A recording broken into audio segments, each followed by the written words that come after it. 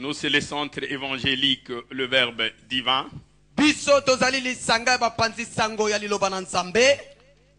Nous voudrons souhaiter à toutes et à tous la bienvenue en ces lieux. Bienvenue également à toi, ma soeur, à toi, mon frère, qui nous suivez au travers de médias.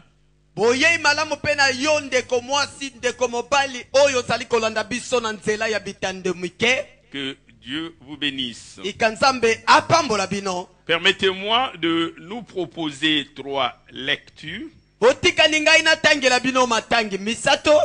La première lecture, nous la tirons du livre de Psaume, Psaume chapitre 61. Nous lirons du 2e au 5e verset. Psaume chapitre 61, du 2e au 5e verset.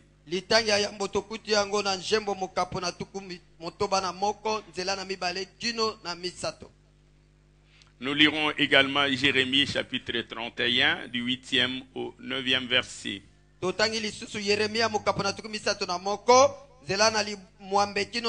nous lirons enfin Actes des Apôtres chapitre 8, du verset 26 au verset 31. Nous lisons Psaume chapitre 61, du 2e au 5e verset. La Bible dit ceci: du bout de la terre, j'ai crié à toi, le cœur abattu.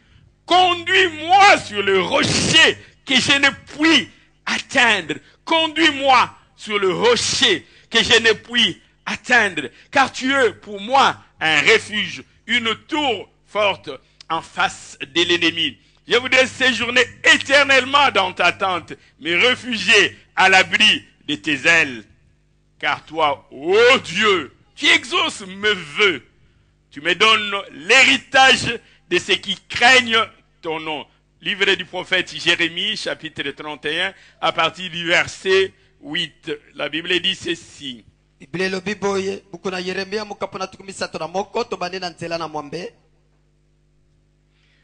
Voici, je les ramène du pays des septentrions. Je les rassemble des extrémités de la terre. Parmi eux sont l'aveugle, le boiteux, la femme enceinte et celle en travail. C'est une grande multitude qui revient ici. Verset 9. Ils reviennent en pleurant.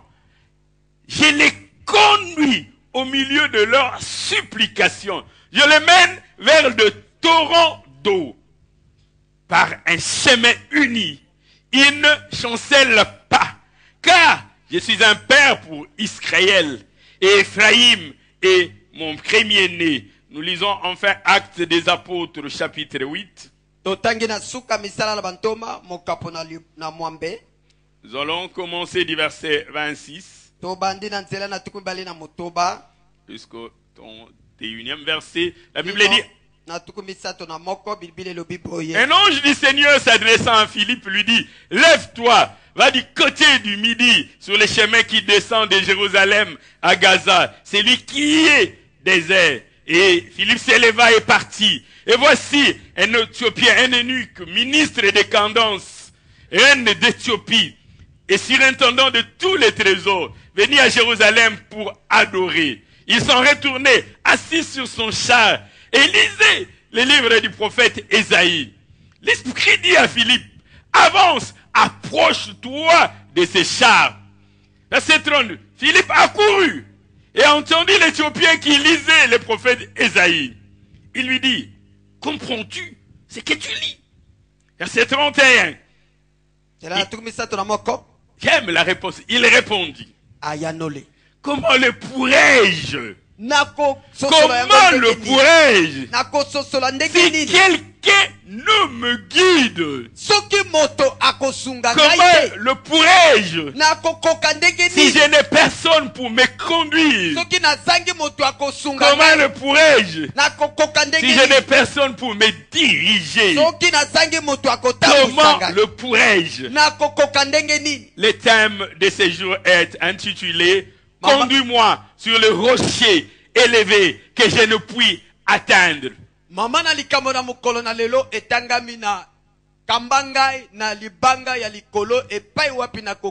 Conduis-moi sur le rocher élevé que je ne puis atteindre.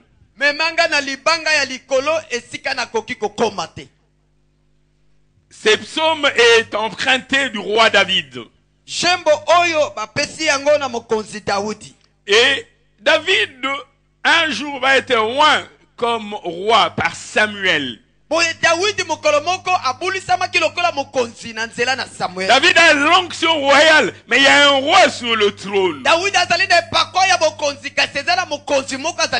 Et le roi qui est sur le trône commence à vouloir attenter à la vie de David. David apprend à esquiver le lance. Celui qui a l'onction royale devient un fouillard, il devient un fugitif, il commence à se cacher dans des cavernes. Il a comme l'impression qu'il ne s'approche pas de la royauté, au contraire il s'en éloigne chaque jour.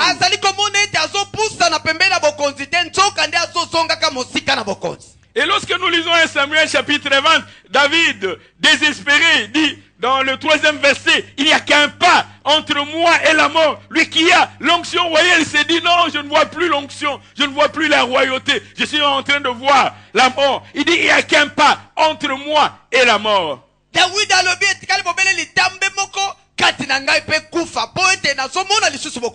Pour avoir la vie sauve, David utilise n'importe quelle stratégie. David fait même le fou. Il laisse couler la bave. Il fait des grincements pour qu'on épargne sa vie. David est dans le désespoir. Et quand nous lisons 1 Samuel chapitre 27 dans le premier verset, la Bible dit David est en train de lire en lui-même. Je périrai un jour par la main de Saül. Mais David, tu as l'onction, tu as été loin pour devenir roi. Mais dans 1 Samuel chapitre 27, le premier verset, David est en train de dire, je périrai un jour par la main de Saül.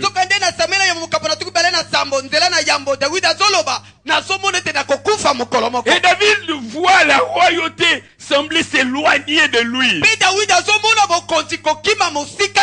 C'est pratiquement dans ce contexte qu'il va écrire le psaume chapitre 61.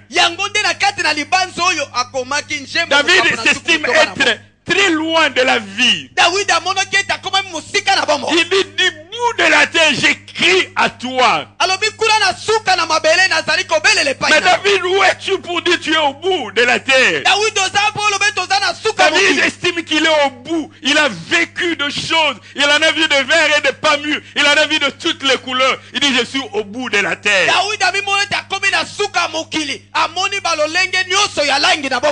Et il commence à dire, moi-même je ne saurais pas. Il dit Dieu, conduis-moi sur le rocher élevé que moi-même je ne saurais pas atteindre. Bien-aimé dans le Seigneur, David n'a pas utilisé la force. David n'a pas utilisé la magie. Mais voilà que Saül et Jonathan vont mourir. David s'est dit enfin j'ai la royauté. Non mais ce n'est pas encore la royauté. Abner, fils de Ner, qui était chef de l'armée de Saül, il va prendre un des fils de Saül nommé Ishbosheth. Il va le faire passer à Mahanaïm et l'établir roi sur Israël. Mais David dit Dieu, du bout de la terre, du bout de la terre, j'écris à toi, le cœur abattu, conduis-moi sur ces rochers élevés que je ne puis atteindre. Quel est le parcours de David? Ce qui peut aussi être ton parcours. La chose espérée semble s'éloigner. La promesse de Dieu semble s'éloigner. Tu as comme l'impression que cela ne va pas se réaliser. Chaque jour qui passe, au lieu de voir cette promesse s'approcher, Tu as comme l'impression que la promesse est en train de s'éloigner. Du bout de la terre, j'ai crié à toi. Le cœur abattu. Conduis-moi sur ces rochers élevés que je ne puis atteindre. Conduis-moi sur ces rochers. Dans le texte que nous avions lu du prophète Jérémie, Jérémie présente Dieu comme étant un père. Et le père qui promet de conduire son peuple. C'est ainsi que l'Éternel peut dire, je les conduis au milieu des supplications. Dieu se présente comme celui qui conduit son peuple vers le torrent. Vers le torrent d'eau. Vers un chemin uni où il ne chancelle pas. Vers un chemin uni où il ne peut pas trébucher. Vers un chemin uni où il ne peut pas se perdre. C'est parce que je suis pour Israël un père. Et dans le texte que nous avions lu des Actes des Apôtres, et dans le chapitre 8 qui nous présente cet eunuque éthiopien qui était en train de lire le prophète Esaïe, mais il lisait sans pouvoir saisir la pensée profonde qu'il y avait dans ces livres prophétiques. Et quand Philippe va lui poser la question, est-ce que tu es en train de comprendre ce que tu es en train de lire? J'aime cet aveu qu'il y avait en lui. Il dit, comment pourrais-je, si je n'ai personne pour me conduire? Bien-aimé dans le Seigneur, comment pourras-tu, si tu n'as personne pour te conduire? Comment atteindras-tu, si tu n'as personne pour te diriger? Comment connaîtras-tu la gloire, si tu n'as personne pour t'élever? Comment pourras-tu posséder la science, si tu n'as personne pour t'enseigner? C'est ainsi qu'il dit, si je n'ai personne, je ne pourrai rien. Si tu dis qu'Éthiopien reconnaît en lui, si je n'ai personne, comment pourrais-je? Alléluia. Gloire à Jésus-Christ.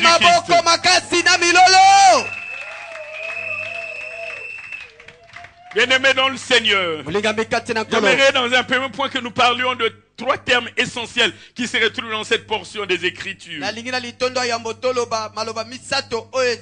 termes essentiels. Le premier, c'est le verbe conduire, qui voudrait dire mener une personne d'un endroit à un autre. Conduire voudrait dire diriger. Conduire voudrait dire guider. Lui montrer le chemin à suivre. Voudrait dire l'orienter. Conduire voudrait dire l'escorter. Conduire voudrait dire le convoyer. Conduire voudrait aussi dire l'impulser. Conduire voudrait dire aussi le pousser. Conduire voudrait aussi dire l'inciter. Conduire voudrait aussi dire le piloter. C'est ainsi que lorsque Dieu demande à Moïse d'aller parler à Pharaon pour que Pharaon libère les enfants d'Israël,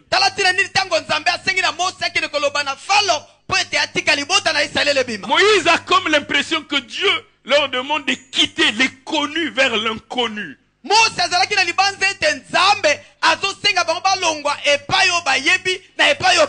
Israël est en Égypte. Israël connaît l'Égypte. Israël sait comment on mange des concombres en Égypte. Mais Dieu dit, je vous dirige vers un pays où coule le lait et le miel. C'est ainsi que lorsque nous lisons Exode chapitre 33, du 14e au 15e verset,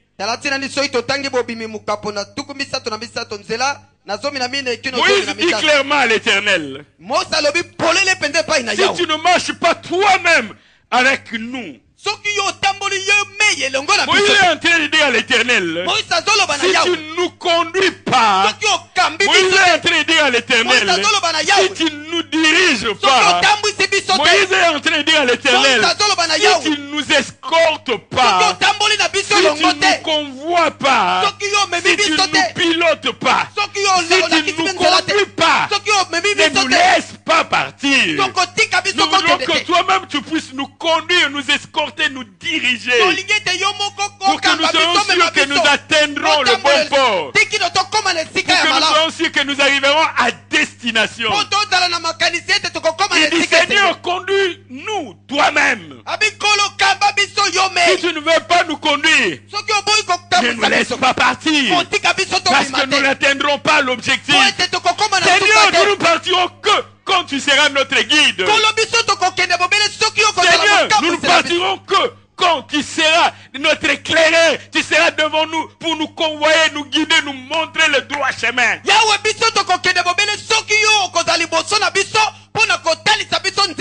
Il est en train de dire, nous refusons de nous conduire nous-mêmes. Du bout de la terre, j'écris à toi. Les cœurs abattus. Conduis-moi sur ces rochers que je ne puis atteindre. Le deuxième terme, c'est le verbe atteindre. Parvenir à un endroit. Qui veut dire parvenir à un endroit ici élevé. Atteindre veut dire accéder, arriver. Atteindre veut dire réussir l'objectif. Atteindre veut dire rejoindre. C'est ainsi que lorsque nous lisions Ecclésiaste chapitre 7 verset 24. Ecclésiaste chapitre 7 verset 24. L'Ecclésiaste est en train de s'exclamer. Il est en train de s'interroger. Il pose une question. Il dit ce qui est loin, ce qui est profond, qui peut l'atteindre? Ce qui est loin, ce qui est profond, qui peut l'atteindre? Qui peut arriver? Qui peut accéder? Qui peut rejoindre ce qui est loin? Le troisième terme qui se trouve dans cette portion des Écritures, c'est le rocher. Le psalmiste ne dit pas conduis-moi vers un rocher. Il dit conduis-moi vers les rochers. C'est-à-dire qu'il a une précision de l'objectif de l'endroit où il veut arriver. Il n'est pas dans l'incertitude. Il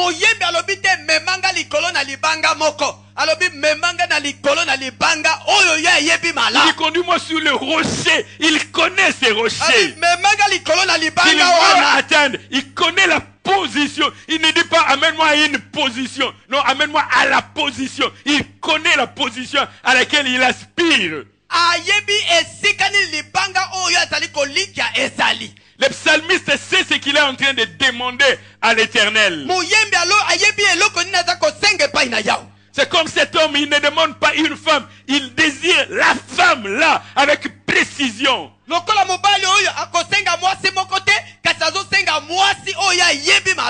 n'est pas un poste quelconque qu'il cherche. Il y a le poste auquel il aspire. Il dit Dieu, conduis-moi à cet endroit.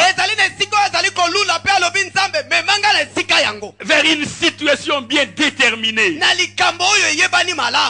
Les rochers. Dans ce contexte, les rochers étaient un objectif. C'est une cible qu'on veut atteindre. C'est une destination. C'est une ambition. C'est une finalité, c'est une fin. C'est une visée. C'est même une raison d'être. Je travaille pour devenir ceci. C'est précis. C'est connu. Alléluia. Amen. Gloire à Jésus-Christ. Lorsque nous lisons Job chapitre 11 verset 7, j'aime cette question que Tsophar de Nahama pose à Job. La question que Tsophar pose à Job. Parce qu'il est en train de viser un rocher qu'il ne saura atteindre lui-même. Voici ce que Tsophar dit à Job. prétends-tu sonder les pensées de Dieu? Parvenir à la connaissance parfaite du Tout-Puissant. Il dit ça, c'est un rocher élevé. Est-ce que tu peux parvenir à la connaissance parfaite du Tout-Puissant? Bien-aimé dans le Seigneur, le rocher élevé dépend de quelqu'un à un autre. Lorsqu'Anne allait au temple prier, Anne avait un rocher élevé qu'elle n'arrivait pas à atteindre. Ce rocher, c'était un enfant. Lorsque nous voyons les enfants d'Israël en Égypte, quand ils pleuraient, ils avaient un rocher élevé qu'ils n'arrivaient pas à atteindre, qui était la liberté. Ils vivaient dans l'asservissement, dans l'esclavage, dans la servitude.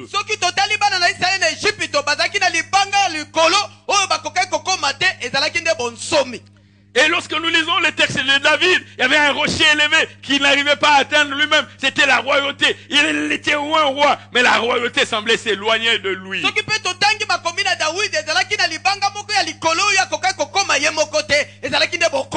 Bien-aimé dans le Seigneur, les rochers élevés peuvent être pour toi peut-être un emploi que tu cherches, que tu n'arrives pas à obtenir toi-même.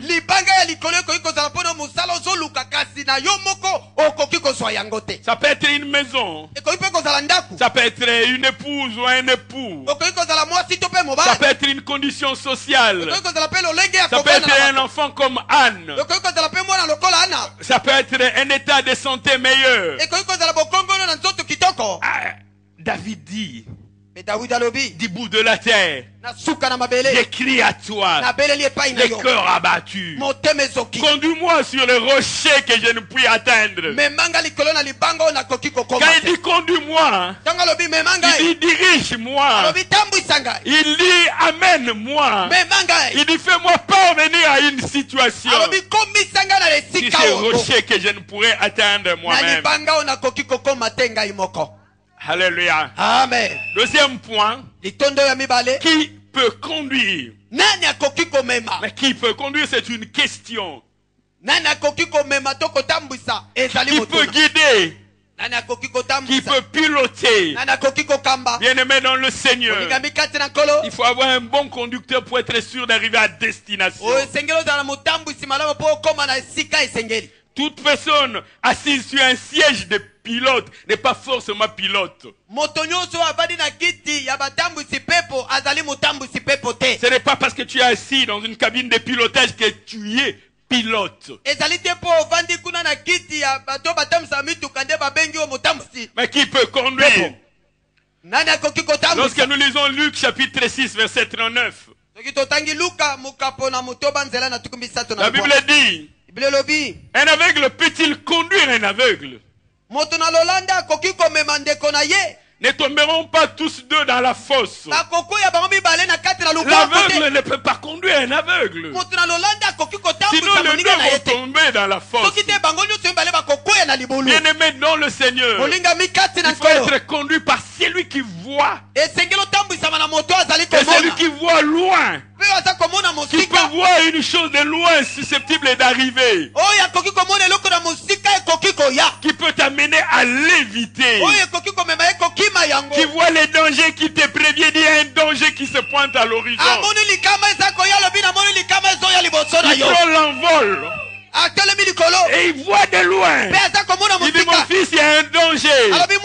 N'avance pas. Mais l'aveugle ne peut pas conduire un aveugle. Bien-aimé dans le Seigneur, ne te laisse pas conduire par un aveugle. Ne te laisse pas conduire par un aveugle. Ne te laisse pas conduire par un aveugle. Il te conduira dans la fosse. Celui qui conduit, il doit être capable de s'élever. Il doit être capable de prendre de l'envol et de voir ce qui arrive. Qui peut conduire?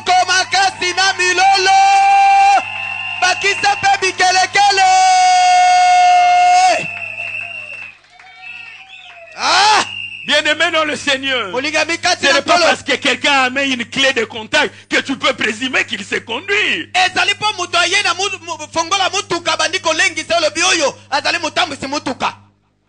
Non, ce n'est pas parce qu'il a des chasubles et qu'il peut mettre la tunique et une robe blanche que tu peux dire il a l'onction de Dieu en lui.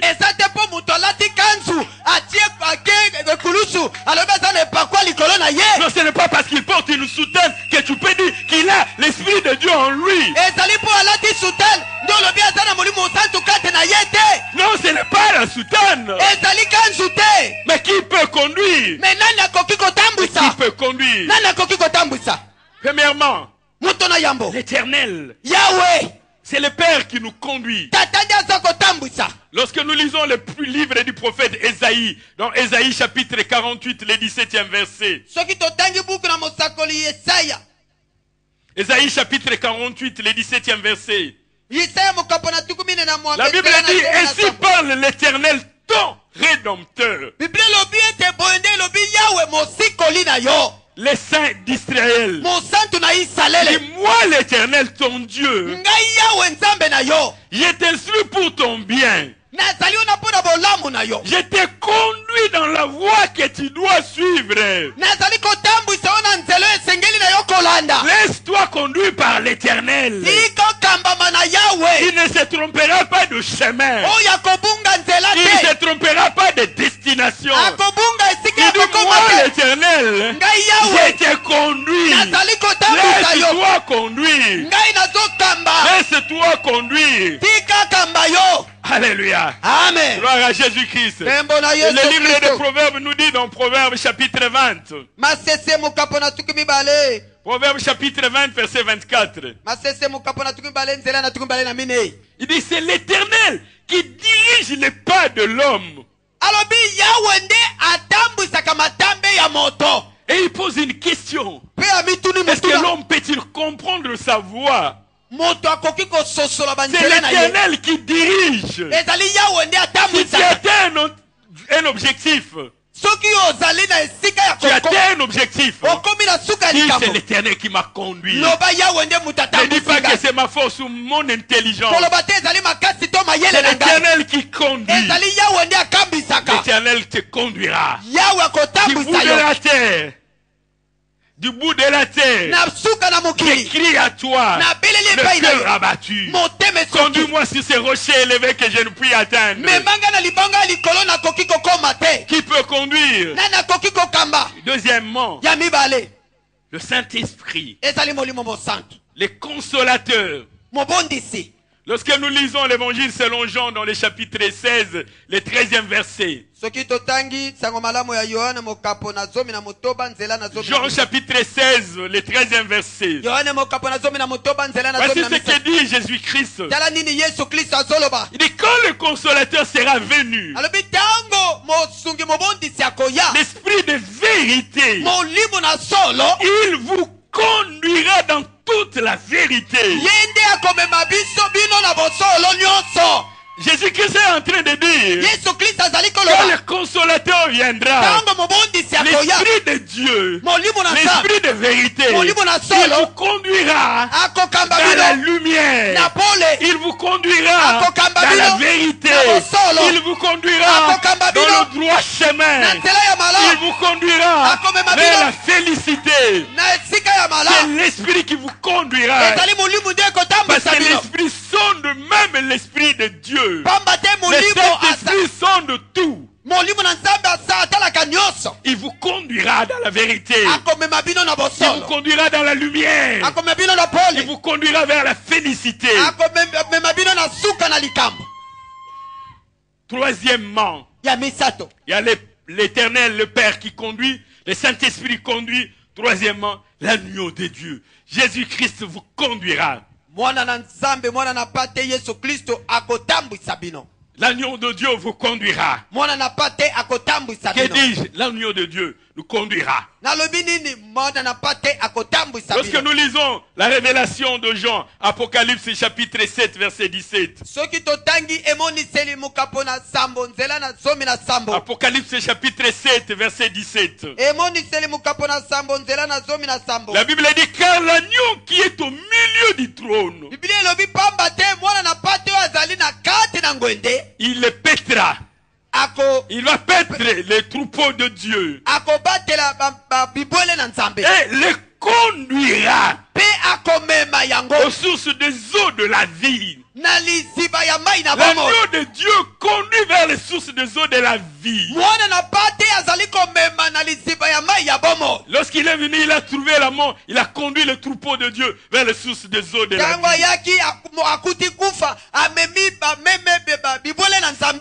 L'agneau de Dieu conduira le peuple de Dieu. Il conduira le peuple de Dieu.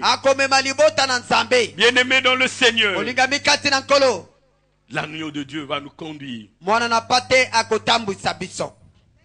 Alléluia. Amen. L'agneau de Dieu va nous conduire. Troisièmement, troisième point. Le deuxième point, c'était qui nous conduira. Le troisième point, c'est vers quel rocher. Vers quel rocher. Vers quelle destination. Rassurez-vous, les diables aussi conduit à une destination. Satan aussi conduit à une destination. Les enchanteurs conduisent. Les magiciens conduisent à une destination. Mais comment sauras-tu que tu as été bien conduit? Lorsque tu arrives à destination. Lorsque tu arrives à destination. Alléluia. Amen. Lorsque tu es en train d'aller à Kitambo et le chauffeur t'amène à Lemba, ce n'est pas un bon chauffeur.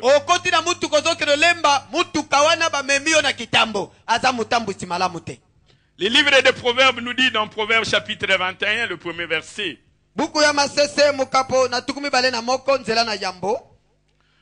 Proverbe 21, le premier verset. Le cœur du roi est un courant d'eau dans le main de l'Éternel.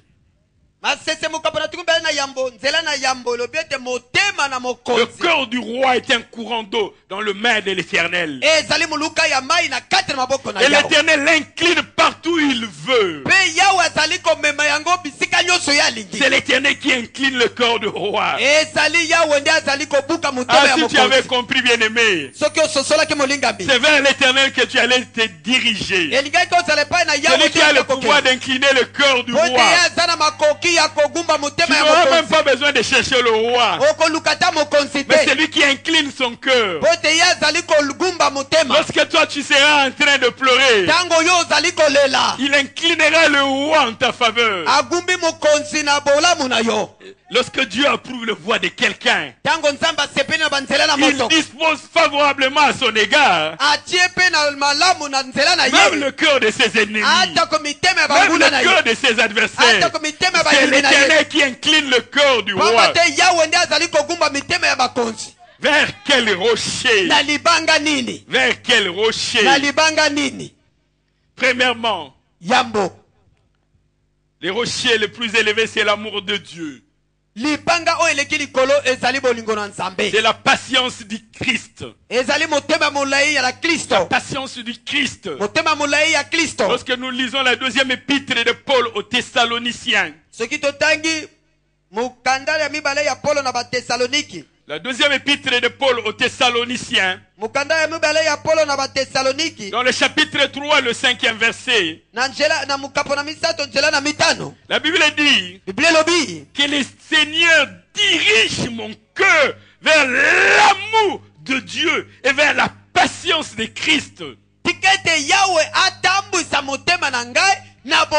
dirige mon cœur, qu'il me conduise, qu'il m'oriente vers l'amour de Dieu et vers la patience de Christ. C'est ça la chose la plus fondamentale à laquelle tu dois espérer et que tu vas demander à l'Esprit de te conduire.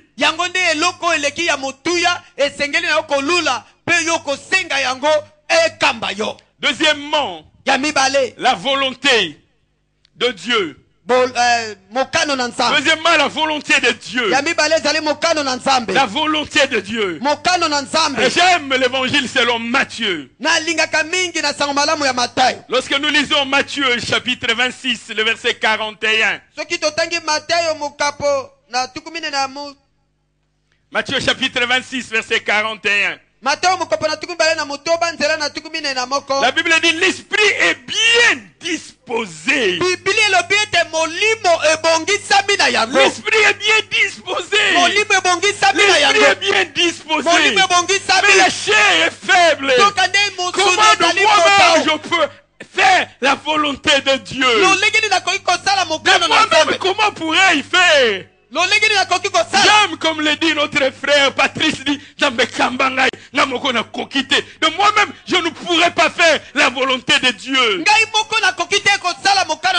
De moi-même, je ne peux pas accomplir la volonté de Dieu. Je ne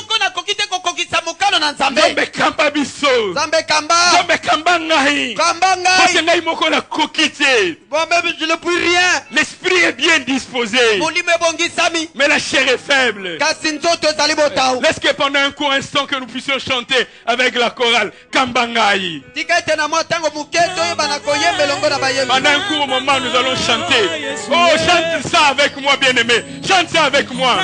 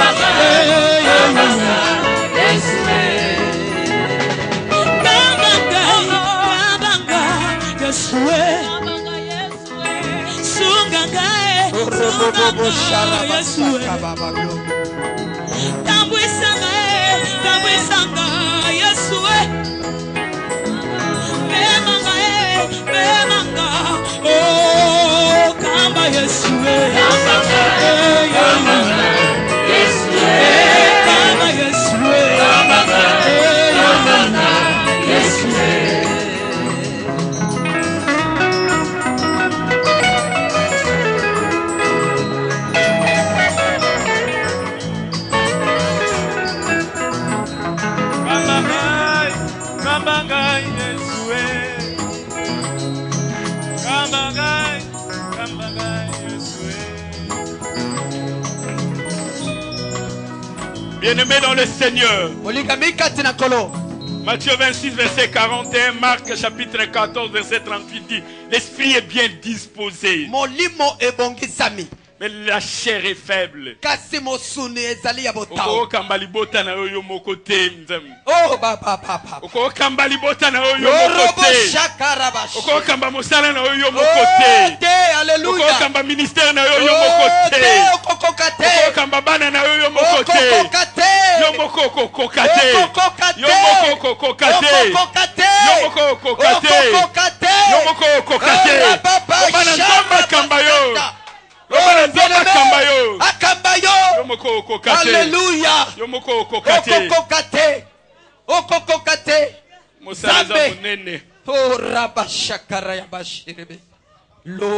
Vers quel rocher?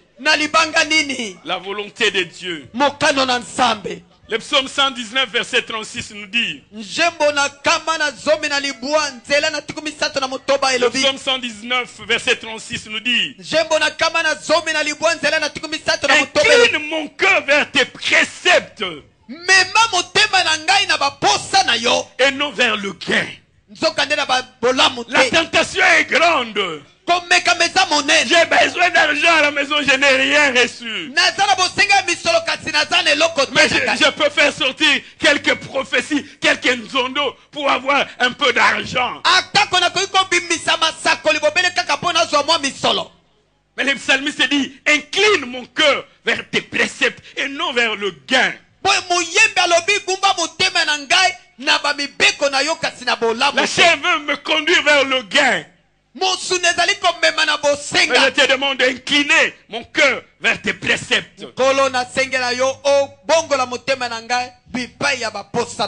Vers quel rocher? Le troisième rocher, c'est le bien-être. C'est la jouissance. C'est la satisfaction. Le troisième rocher, c'est le bonheur. J'aime la manière dont le psalmiste David dit la même chose dans le psaume appelé psaume du berger. Le psaume chapitre 23. L'Éternel est mon berger. Mais j'aime ce qu'il dit dans le verset 2. L'Éternel me fait reposer dans des verts pâturages. C'est-à-dire que le repas, la nourriture convenable pour les brebis, c'est là où l'Éternel t'amène. Pas les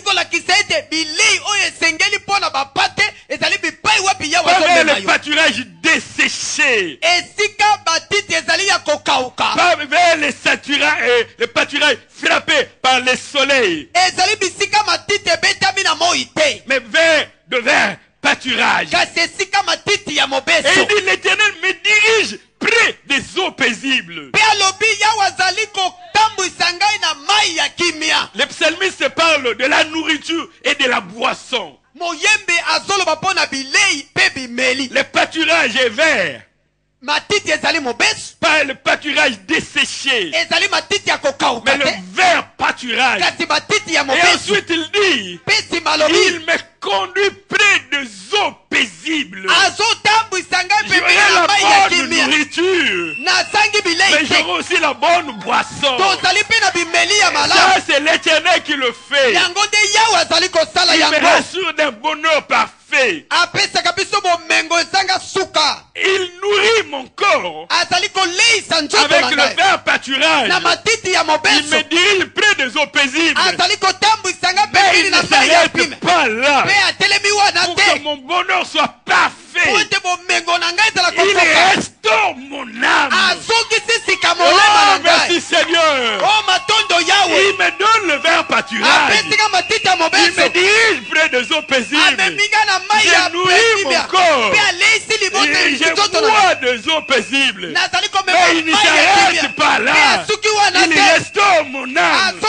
Il restaure mon âme. Oh, qu'il soit béni. Et enfin, Il dit, il me conduit dans le sentier de la justice à cause de son nom. Il me conduit dans le sentier de la justice. Je ne marche pas dans le sentier de l'injustice. Je ne marche pas dans le sentier de l'iniquité. Je ne marche pas dans le sentier de la perdition. Je ne marche pas dans le sentier de la mort. Mais je marche dans le sentier de la justice. Je marche dans le sentier de la justice à cause de son nom. À cause de son nom. Il me rassure le bonheur. Il me rassure le bien-être. Il me donne la jouissance. Il me donne la satisfaction. Il me dirige vers de verts pâturages. Il me conduit vers de eaux paisibles. Et je nourris mon corps. Et je me rassasie. Et je bois de l'eau paisible. Mais il ne s'arrête pas là. Il restaure mon âme. Il restaure mon âme. Et il ne s'arrête pas là. Il me prend. Il me dirige. Il me conduit. Pas dans les ténèbres. Mais pas dans l'abîme. Pas dans la fosse.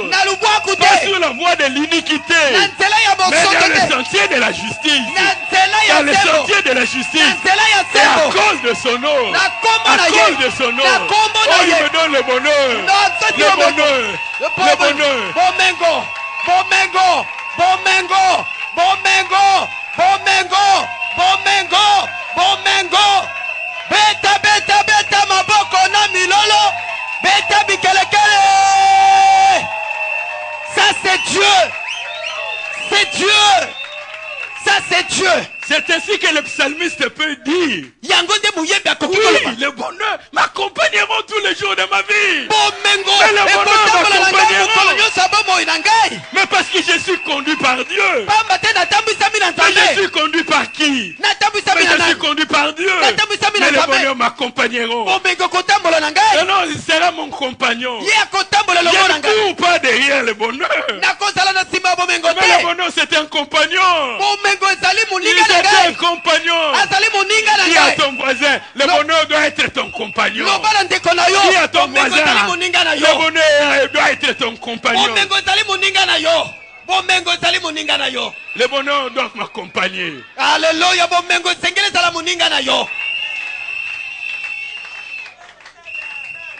Il me conduit vers quel rocher? Le quatrième rocher, c'est l'abondance.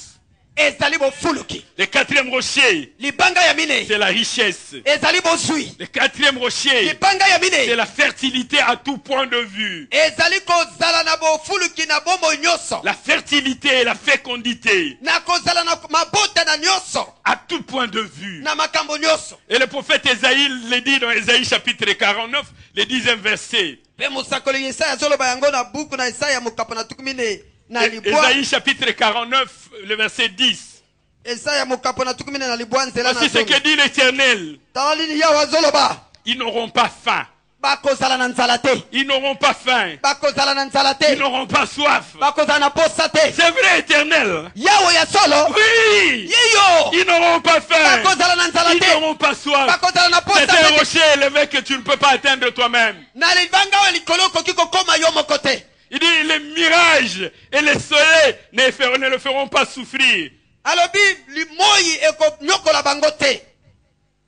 Parce que celui qui a pitié d'eux, il sera leur guide. Celui qui a pitié d'eux, celui qui sera leur guide. Et il dit, et il les conduira vers des sources d'eau. Vous n'aurez pas faim. Et le prophète Ésaïe dit, vous n'aurez pas soif. Parce qu'il y a quelqu'un qui a pitié de vous. Quelqu'un qui a compassion de vous. C'est un Dieu compatissant. C'est un Dieu miséricordieux. Oh, il ne vous laissera pas affamé. Il ne vous laissera pas assoiffé. Il vous conduira vers l'abondance. Il vous dirigera vers des sources d'eau. Du bout de la terre. J'écris à toi. Le cœur abattu. conduis-moi sur ces rochers élevés que je ne puis atteindre. Dieu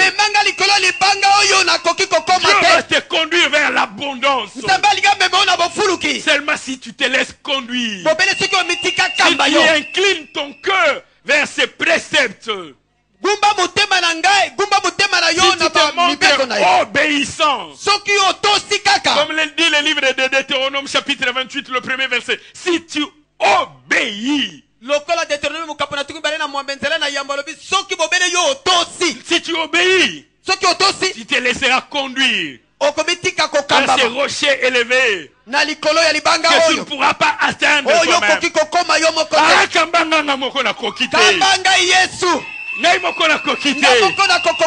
ne pourras pas atteindre ces rochers toi-même. C'est un rocher élevé. Il est tellement élevé. La connaissance, la science, le bonheur, la joie, la richesse, l'abondance, ces choses. Laisse-toi conduire. Laisse-toi conduire. C'est un rocher élevé que tu ne peux pas atteindre toi-même.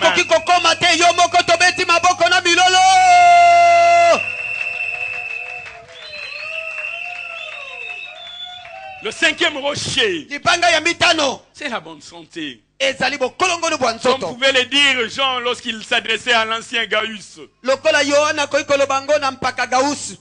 Il dit qu'il souhaite qu'il soit en bonne santé. Qu'il ne soit pas seulement prospère à tous égards.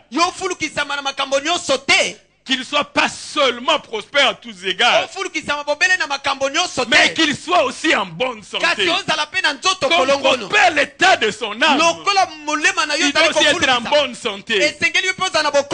Lorsque nous lisons l'évangile selon Jean, le chapitre 5 nous parle d'un malade. Il était malade depuis 38 ans. La bonne santé était un rocher élevé que lui-même ne pouvait pas atteindre.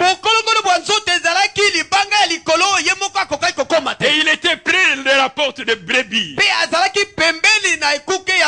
où il y avait une piscine appelée en hébreu Bethesda. Et cette piscine avait 5 portiques. Et sur ces portiques se tenaient des malades couchés en grand nombre. Il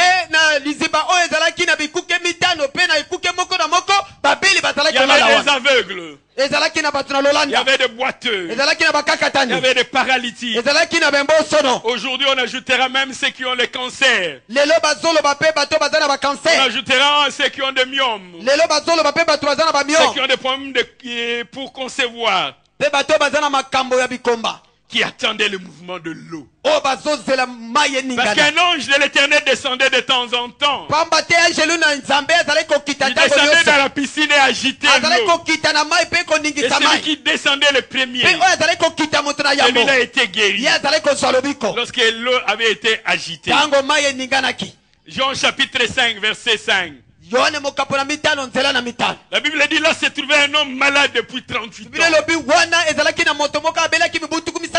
Malade depuis 38 ans. Oh, la santé était un rocher élevé qui ne pouvait atteindre. Cet homme était certainement désespéré. La Bible dit, Jésus l'ayant vu coucher, sachant qu'il était malade depuis longtemps, il lui dit, veux-tu être guéri? Veux-tu être guéri?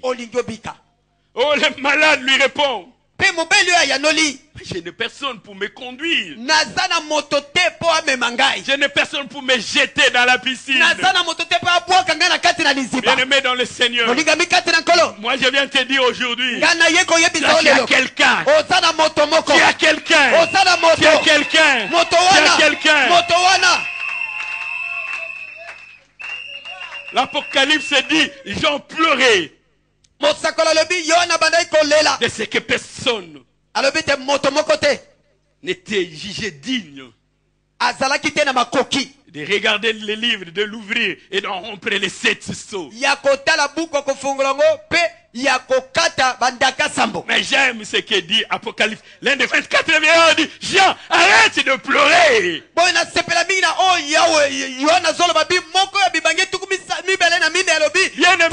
Arrête de pleurer.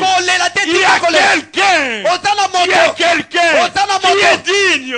Il y a quelqu'un qui est digne.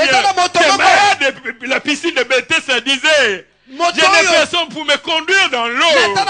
Mais moi, je viens te dire, bien-aimé, même si la santé est un rocher élevé que tu n'arrives pas à atteindre, je voudrais te dire que tu as quelqu'un. Je voudrais te dire que tu as quelqu'un. Tu as quelqu'un. Tu as quelqu'un. Tu as quelqu'un. Tu as quelqu'un. Oh Seigneur, je n'ai personne. Mais moi, je te dis, tu as quelqu'un. Tu as quelqu'un. Oh, qui va s'occuper de toi. La santé qui était un rocher élevé que tu n'arrivais pas à atteindre. Aujourd'hui tu vas l'atteindre. Ces rochers que tu n'arrivais pas à atteindre. Aujourd'hui tu vas l'atteindre. Ces rochers élevés. La paix dans ta famille. Le bonheur dans ton foyer. La santé, l'abondance. Il y a quelqu'un. Nous allons chanter ensemble avec la chorale. Nous allons nous lever. Nous allons dire à Papa Télémasala. Dis au Seigneur, viens nous secourir dans nos faiblesses. Viens nous soutenir. Nous allons prier ensemble. Nous allons chanter avec la chorale. Tu disais que tu n'avais personne. Mais moi je te dis, il y a quelqu'un. C'est malade de la piscine de Bethesda disait je n'ai personne. Mais tu as quelqu'un. Et aujourd'hui va agir. Aujourd'hui va agir. Papa c'est l'équipe. Il y a ces rochers que tu n'arrives pas à atteindre. La santé tu n'arrives pas à atteindre. Le bonheur tu n'arrives pas à atteindre. Tu n'as personne. Je te dis tu as quelqu'un. Alors invoque-le en ce moment. Invoque-le en ce moment. Papa Téléma Osala.